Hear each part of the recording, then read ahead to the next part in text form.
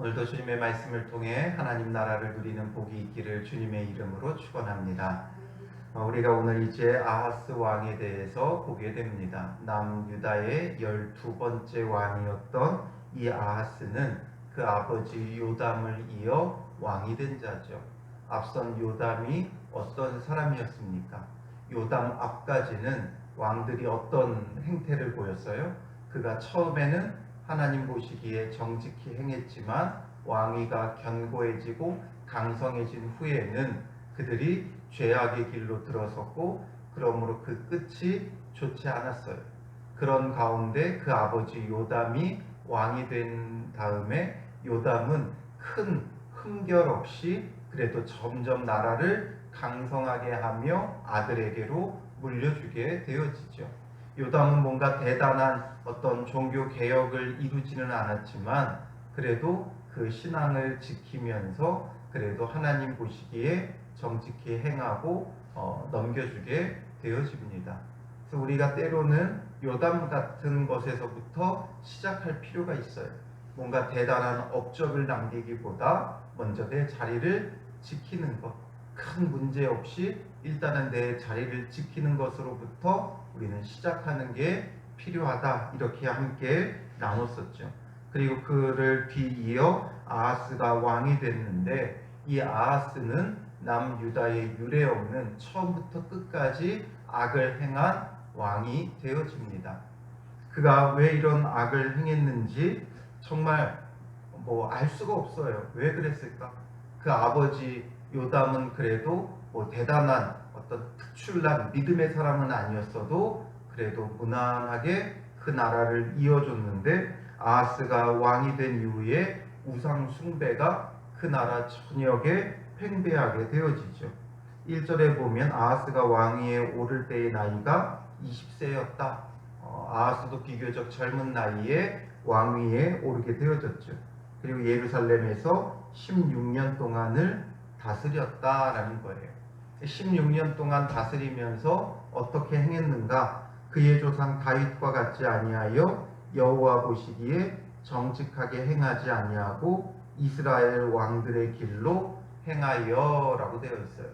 하나님 보시기에 정직하게 행하지 않았다, 이게 결론이고, 그러면서 두 가지 기준을 언급해줘요.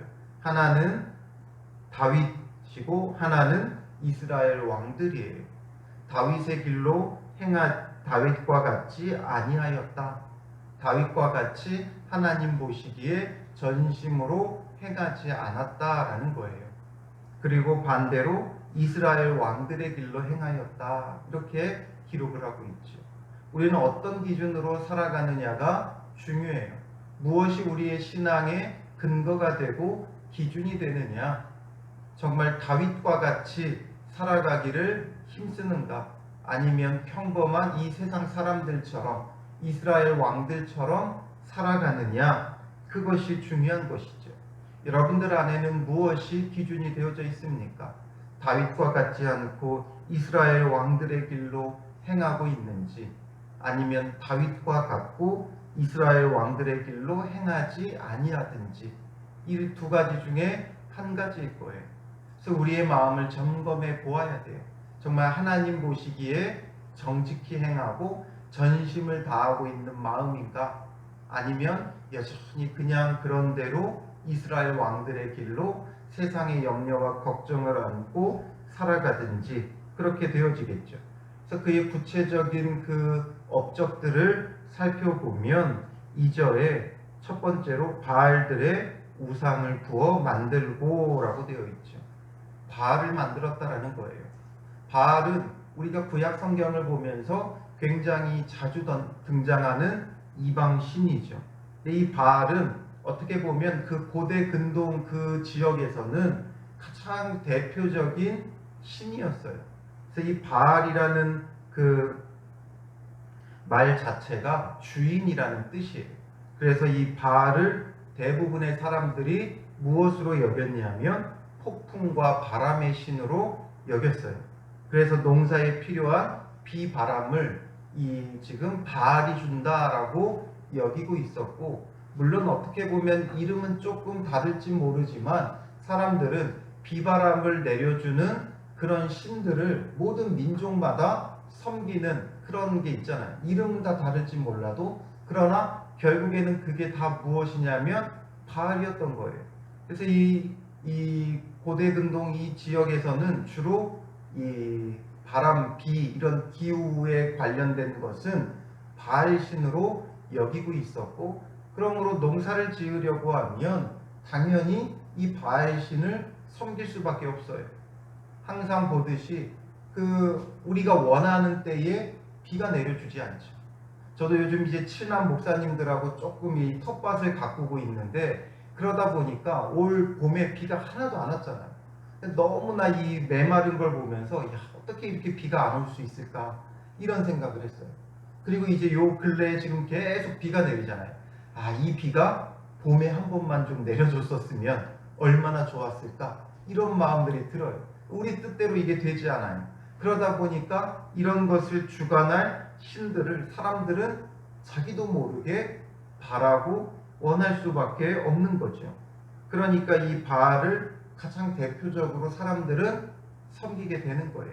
기본적으로 그 당시 자연에 대한 두려움이 너무나 많았기 때문에 자연을 관장할 신, 이 바알을 섬기는 게 우상 숭배의 기본이었어요. 그들의 신앙심의 기본으로 드러나는 거였어요.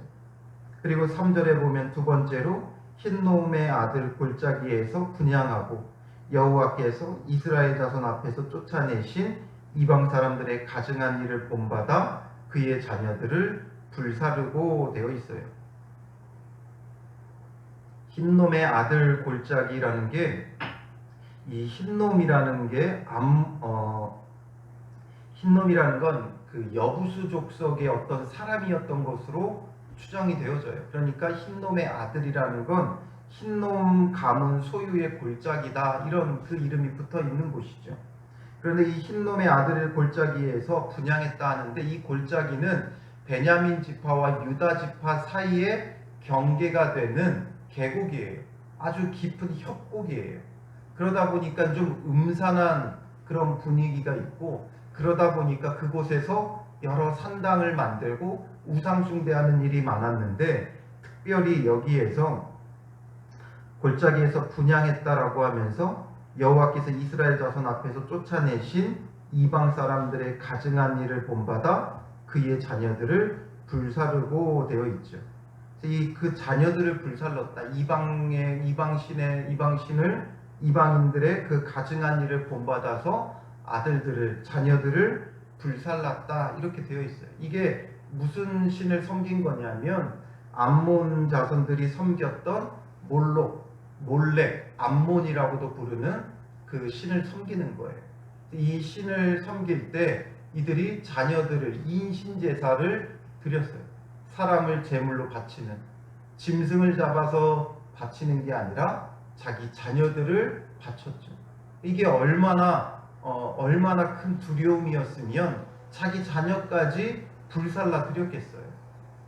부모의 입장에서 그 자녀는 얼마나 귀해요. 그런데도 불구하고 불살라 드렸다라는 것은 그만큼 두려움의 존재였다라는 것을 보여주고 있어요. 그러나 하나님께서 여러 이방 그 신들을 섬기는 걸 가증하게 여기고 음란하게 여기지만, 그 가운데서도 특별히 하나님께서 가증하게 여기는 게 바로 이 인신제사였어요. 사람을 제물로 바치는 것이었어요. 그런데 이 아하스는 그런 일까지도, 이 암몬의 몰렉이라는 신까지도 섬기며 인신제사까지 드렸죠. 그리고 세 번째로 4절에 보면 산당과 작은 산 위와 모든 푸른 나무 아래에서 제사를 드리며 분향하니라. 산당과 작은 산 위, 모든 푸른 나무, 이게 무엇을 의미합니까? 전국 곳곳에서 이 우상을 섬겼다라는 거예요. 모든 곳에서 우상을 섬겼다.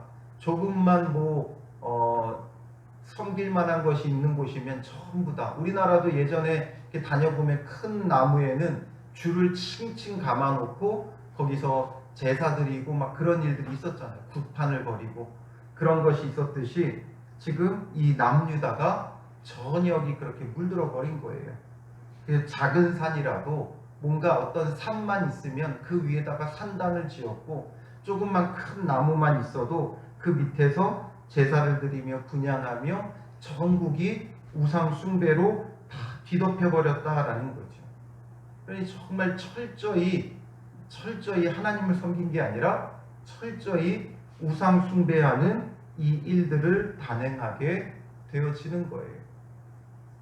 왜 이런 일을 행했을까? 참 이해가 안 돼요. 갑자기 그 아버지는 그래도 정직하게 행했는데 왜 이 사람은 이렇게 했을까? 하다가 조금이나마 이해가 됐던 게 무엇이냐면 그 당시에 국제 정세예요. 이 지금 아하스가 왕이 됐을 때 이 국제 정세를 보면 아수르가 이제 막 신흥 강국이 되기 시작했어요. 아수르가 저 이제 북동쪽에 위치한 나라였는데 그곳에서 이제 신흥 강국이 되니까 거기에 가장 인접한 데가 아람이고 그 다음이 북이스라엘이에요. 그러니까 이 아수르가 점점 세력을 넓히면 그 다음에 이제 먹게 되는 땅이 아람 땅이 되고 그 다음이 북이스라엘이 돼요. 그러니까 이 아람과 북이스라엘이 동맹을 맺고 이 지금 아수르를 대적하기 시작했어요. 그런데 남유다는 어느 편에 섰냐면 지금 어차피 북이스라엘이랑 관계가 안 좋았기 때문에 또 아람하고도 관계가 안 좋았기 때문에 아수르와 친하게 지내게 돼요. 친아수르 정책을 펼치게 되는 거죠. 그러다 보니 이 아수르에서부터 여러 가지 어떤 신앙적인 이방 신이나 우상이나 아니면 그곳에 있는 어떤 풍습이나 문물들이 자연스럽게 들어올 수밖에 없어요. 그들이 아수르와 대등하게 관계를 맺는 게 아니라 아수르를 섬겼던 거죠. 친아수르 정책을 펼치면서 북이스라엘과 아람과 적대 관계를 맺으면서 살아가다 보니까 그 이후에 이제 그 주변에 이런 우상들이 고스란히 들어오게 되는 거예요. 그러면 우리의 환경이 그러면 다 그럴 수밖에 없느냐? 꼭 그것만은 아니죠. 그런 환경 속에서 자연스럽게 우상 숭배가 팽배해 줄 수밖에 없는 환경과 여건이 이 지금 아하스 왕에게 주어졌던 거예요. 그렇다고 해서 우리가 환경에 따라 무조건 좌지우지 되는 것은 아니죠. 이 가운데 그 모든 것을 그냥 따를 수밖에 없었던 가장 중요한 이유는 뭐냐면 그를 곁에서 붙잡아 줄 자가 없었다는 거예요. 그를 곁에서 조언해주고 가르쳐주고 지도해주는 자가 없었어요. 앞서서 보아서 알듯이 다 그가 뭐 몇 세의 왕이 되었고 몇 년 동안 예루살렘에서 다스렸더라 한 다음에 나오는 게 뭐였어요? 항상 일률적으로 나왔던 패턴은 그 어머니는 누구의 딸 누구였더라 이렇게 기록이 되어 있죠. 그런데 지금 이 아하스는 어머니에 대한 기록이 없어요. 어머니에 대한 기록이 없어요. 누가 어머니였는지를 몰라요. 그러니까 그를 곁에서 붙잡아주는 믿음의 어머니가 없었다는 거죠. 그리고 또 때로는 어떤 제사장이나 선지자가 그 곁에서 붙잡아주던 왕들이 있었죠. 그러나 지금 이 아하스에게는 없어요. 물론 우리가 사람을 의지하며 바르게 설 수는 없지만 누구에게서 배우고 가르침을 받고 함께 동역하느냐 이게 매우 중요해요. 다윗은 그의 초반에 누가 그를 붙잡아주고 바르게 세워줬어요? 그에게는 항상 그를 붙잡아주던 선지자들이 있었죠. 선지자들이 있었어요. 그래서 그 선지자들의 꾸지람이나 어떤 책망을 받을 때 다윗은 바르게 서기를 늘 힘썼던 자였던 거죠. 그래서 그가 그에게 기름 부어주고 그가 왕이 되기 전까지 그를 붙잡아 주었던 사무엘과 같은 그런 제사장이요 선지자였던 자가 있었고, 그리고 그가 나중에 범죄할 때는 나단의 책망을 듣고도 회개하고 돌이키는 그런 믿음을 가졌죠. 그러니까 다윗 자체가 하나님의 기준이 되는 자였어요. 다윗같이 행하느냐 행하지 않느냐. 이렇게 곁에서 자기를 도와주고 붙잡아주는 그런 믿음의 사람들이 있다는 것이 굉장히 큰 복이 되어지는 거죠. 그래서 우리가 신앙생활을 할 때 왜 교회가 필요하고 공동체가 필요하냐. 곁에서 나를 도와주고 함께 가는 믿음의 사람들이 필요한 거예요. 함께 말씀으로 같이 세워져 가고 지어져 가는 믿음의 공동체가 필요한 것이죠. 그래서 교회 안에서 목회자를 통해 또 때로는 교회에서 세워진 그런 어떤 지도자들을 통해 꼭 그런 지도자가 아니더라도 때로는 교회 안에서 어린아이를 통해서도 우리가 배우게 되어지죠. 그래서 항상 신앙은 어떤 자세를 가져야 된다 그랬어요?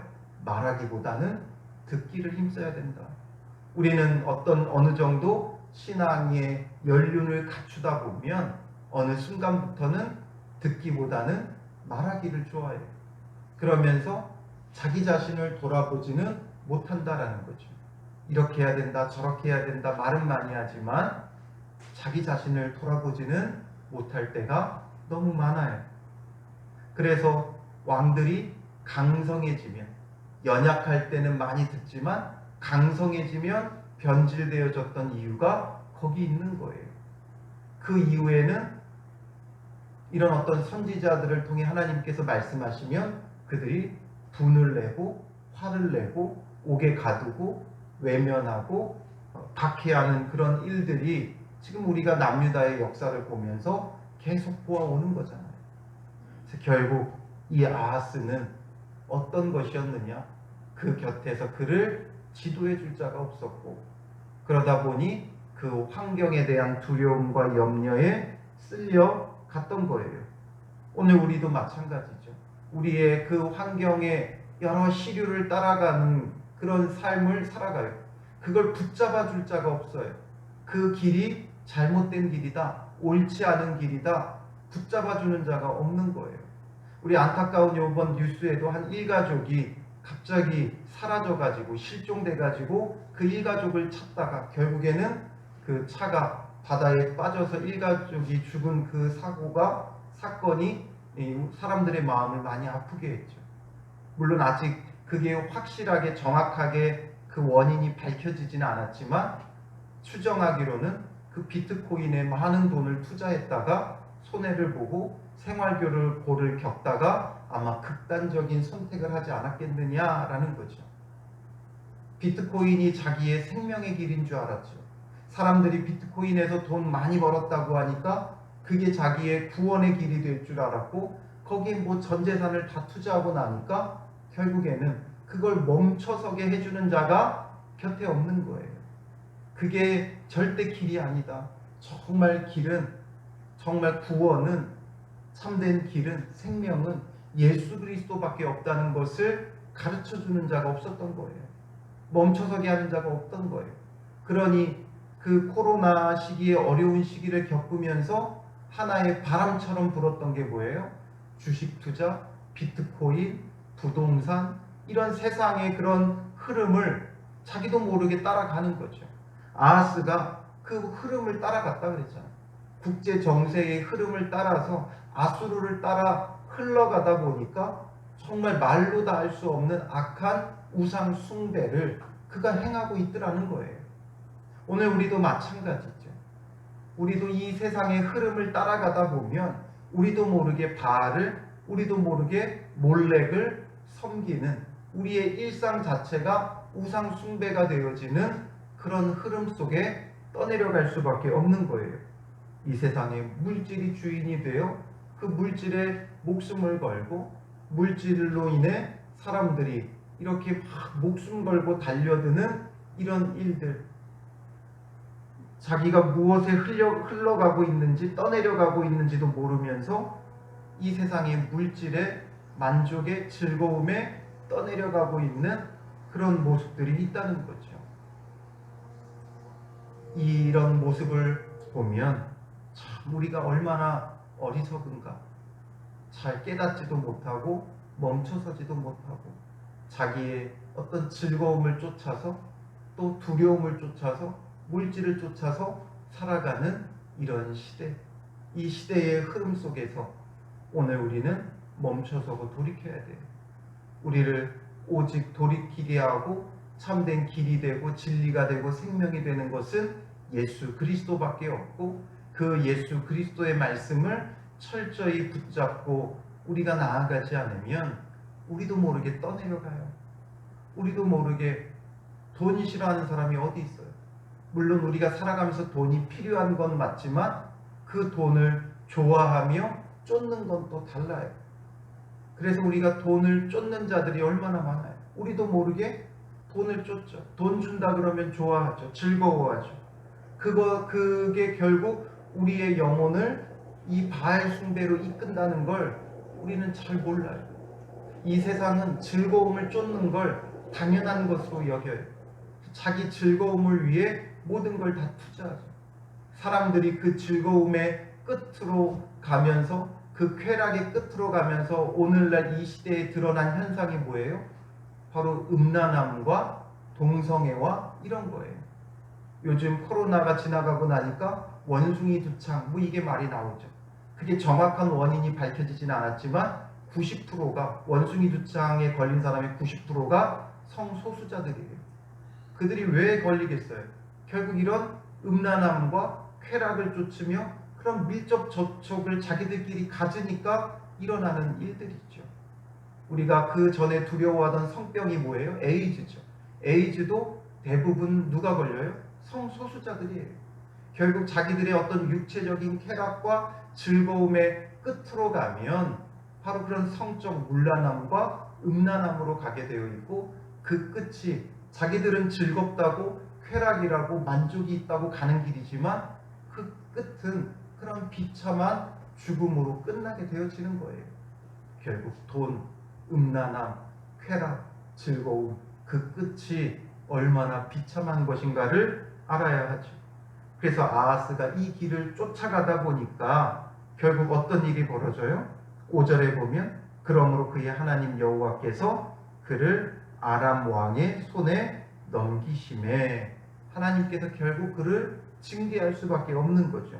그래서 아람 왕의 손에 넘기셔요. 그러니까 그들이 쳐서 힘이 많은 무리를 사로잡아 다메섹으로 갔으며, 다메섹은 이 아람의 중심이 되는, 수도가 되는 도시죠. 이 다메섹으로 많은 사람을 포로로 끌고 가게 돼요. 그리고 이제 이스라엘 왕의 손에 넘기심에, 아까 서두에 말했듯이 이 아람과 북이스라엘이 동맹을 맺고 아수르를 대적하고 있는데, 같이 동맹 맺기를 원했지만 남유다는 아수르 편을 드니까 이 둘이 자연스럽게 남유다를 치게 되어지는 거예요. 그러니 이제 이 이스라엘까지도 쳐들어와서 그가 쳐서 크게 살육하였으니, 이는 왜 이런 일이 벌어졌느냐? 그의 조상들의 하나님 여호와를 버렸습니다. 하나님을 버린 그 결과는 이렇게 처절한 끝이 되어지는 거예요. 그래서 르말야의 아들 베가, 이 베가가 북이스라엘의 왕으로 있을 때죠. 그래서 베가가 유다에서 하루 동안에 용사 12만 명을 죽였으며, 12만 명을 죽이게 돼요. 어마어마한 숫자죠. 이게 말이 쉬워서 그렇지 하루에 12만 명을 죽인다는 게 결코 쉬운 일이 아니에요. 그러니 이건 하나님의 징계가 아니면 그냥 툭툭 쳐서 죽어 나가는 거예요. 12만 명이 하루에 죽는다는 건 불가능한 일이에요. 지금처럼 막 대량 살상 무기가 있어서 뭐 대포를 쏘고 미사일을 쏘고 막 기관총을 쏘고 이러는 때가 아니잖아. 칼 들고 싸우는 때인데, 칼 들고 싸워서 12만 명이 죽는다는 건 있을 수가 없죠. 이들이 크게 이길 때도 뭐 하루에 뭐 10,000명, 20,000명 이렇게 죽이고 이겼지 뭐 10몇만 명씩 죽어나가진 않았어요. 그런데 지금 12만 명이 일시에 하루에 죽어나가는 그런 일들이 벌어졌고, 또 에브라임의 용사 시그리는 왕의 아들 마아세야와 국내 대신 아스리감과 총리 대신 엘가나를 죽였더라. 지도자들이 지금 죽어나가는 거죠. 결국 이 모든 것이 어디에 있느냐? 그 시대의 시류를 쫓아가는 그 시대의 문화를 쫓아가던 아하스의 끝이다라는 거죠. 오늘 우리도 이 시대의 문화를 쫓아가다가는 결국 이렇게 되는 거예요. 이 시대의 문화 흐름은 뭘로 볼 수 있어요? 바로 TV 뉴스에서 주는 불안함이에요. 그 불안함을 주는 그 원인들을 한번 보세요. 그 TV 뉴스가 주는 것들을 보다 보면 결국 그게 이 시대의 문화고 풍류고 흐름이에요. 주식이 어떻게 된다, 비트코인이 어떻게 되었다, 계속 이 이야기가 나오죠. 물가가 어떻게 된다, 물가가 이제 계속 상승한다, 이런 것으로 사람들을 불안함을 주니까 사람들의 그 삶의 모든 게 다 바뀌는 거예요. 지금 그 처음에 코로나가 터졌을 때는 사람들이 돈 쓸 데가 없어가지고 보복 소비 뭐 이런 말이 나오면서 명품 사들이고 집에 가전제품 바꾸고 오히려 차량을 바꾸고 이러면서 돈들을 엄청 많이 썼어요. 근데 어제 뉴스를 보니까 지금 삼성, LG에 쌓이는 지금 재고가 어마어마하대요. 왜 그렇게 지금 재고가 쌓이느냐? 그렇게 잘 팔리다가 결국 물가가 이렇게 상승하고 있고 뭐 이렇다 이렇게 지금 뉴스에서 말하니까 사람들이 이제 소비가 위축되기 시작하는 거죠. 그러니까 사람의 마음에 두려움이 찾아오는 거예요. 아, 이렇게 쓰다가는 안 되겠구나. 그게 좋은 쪽으로가 아니라 사람들의 그냥 그 불안한 심리가 자극되어지니까 사람들이 이제 돈을 안 쓰기 시작하는 거죠. 이런 것처럼 뉴스에서 나오는 그 말 때문에 사람들은 두려워하고 또 사람들은 돈을 투자하고 쫓아가고 이런 것들의 흐름이 다 가고 있는 거예요. 그래서 우리는 이런 속에서 알아야 돼요. 아, 무엇이 우리 마음을 지금 두렵게 하고 있구나. 이 시대의 흐름이 무엇을 지금 우리에게 조장하고 있구나. 즐거움과 쾌락을 조장하고 있고 돈으로 우리에게 두려움을 주고 있고 이 모든 것을 밝히 알고 우리는 오직 예수 그리스도를 바라보고 그의 말씀으로 우리의 마음을 굳건하게 해야 돼요. 마음이 흔들리면 우리도 이 시대를 따라갈 수밖에 없는 거예요. 아하스가 그 마음에 어린 나이에 왕이 돼서 두려움이 있으니까 그 시대의 흐름을 따라가는 거죠. 우리는 시대에 따라가고 흘러가는 게 아니라 이 시대를 거슬러 빛 가운데로, 어둠을 향해 흘러가는 이 시대를 거슬러 빛 가운데로 예수 그리스도 안으로 주님에게로 나아가야 돼요. 오늘 이제 7월 첫날이 되어졌어요. 이제 2022년도 반이 끝났어요. 이제 남은 반을 우리는 시작하는 첫날이에요. 이 시대의 흐름을 좀 보세요. 사람들이 어디에 지금 정신이 팔려 있고 어떤 것에 휩쓸려 가고 있는가. 그리고 우리는 이제 그 모든 것을 거슬러서 빛 되신 그리스도에게로 나아가는 믿음의 삶이 되어져야 돼요.